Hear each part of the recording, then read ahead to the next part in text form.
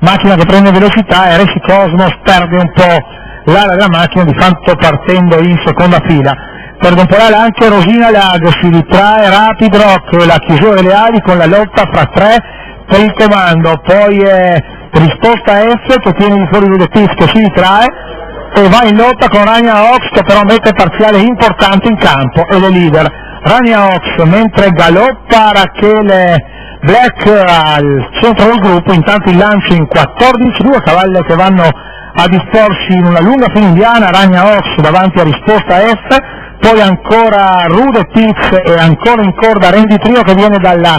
seconda fila, il primo quarto in 29, tre cavalli che passano davanti alle tribune. Ragna Ox due nette di margine, in piena spinta anche al paletto di 500, di fuori costruisce il numero 6 di Rapid Rock, i 600 che arrivano in 44 spaccati, anche il numero 8 di Reims Kronos cerca di inserirsi, con il gioco dei passaggi al comando è finita in ultima posizione Rosina Lag, che partita evidentemente piuttosto piano. Va di fuori anche Racing Cosmos, addirittura in terza ruota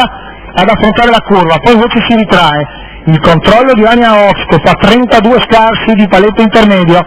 si migliora Rapid Rock che va a sollecitare la battistrada, le due seguite da Risposta F, poi Rude Pix e ancora probabilmente Reims Kronos, questo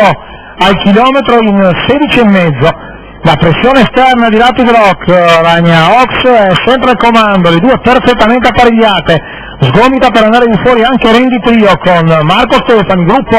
compattissimo all'ultima curva dove cala di brutto e scompare dalla lotta Ragna Ox, scavalcata da Rapid Rock, rimane chiusa, murata viva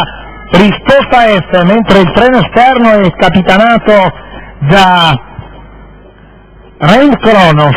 e da Rude Pix, addirittura arrivo con cavalli a ventaglio, 32 il quarto intermedio e poi ancora 15,8 di curva, sono tutte provate, finisce bene all'esterno Randy Trio, al comando però c'è ancora Rapid Rock, richiesta e sostenuta da Flavio Martinelli, ancora il Rock al traguardo mentre c'è lotta strettissima per il secondo posto con